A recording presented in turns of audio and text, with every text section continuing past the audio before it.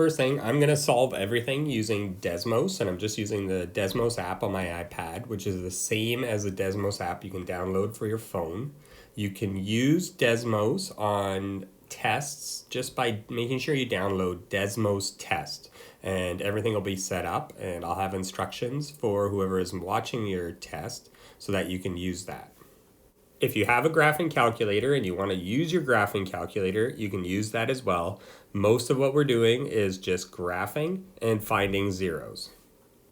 First thing I want to do is I want to make sure I have an appropriate window so I can find my solutions on the graphing calculator. So I always set up my window so that the x minimum is 0 and the x maximum is 2 pi.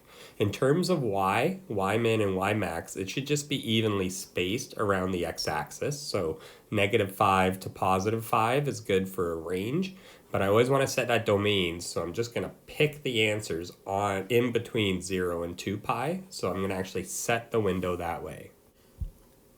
Okay, the only thing we really need to do on the equation is get everything to one side, 0 on the other side, and then once that's the case, I'm just going to graph whatever's on the left. So in this case, I'm going to graph y equals 2 sine x minus 1. Now I'm going to start up Desmos, and I'm going to start by changing my x min and my x max.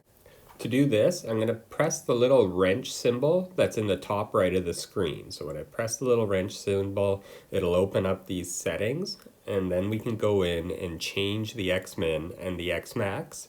So again, x min, I'm going to make it 0, and the x maximum, I'm going to make it 2 pi, and that sets it to the window that we want to find answers between. So we want to find the answers between 0 and 2 pi, so that's why I set the x min and the x max to those values. Now I'm going to type in the equation, y equals 2 sine x minus 1.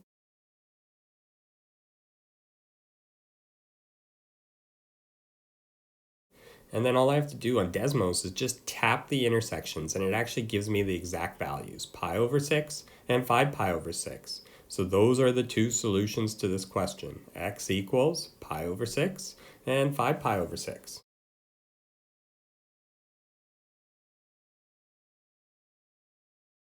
So you can remember, we solved this algebraically. If you take the 1 to the other side of the equation and then divide by 2, this is the same as going to the unit circle and figuring out where the y value is a half, because this is the same as sine x equals a half.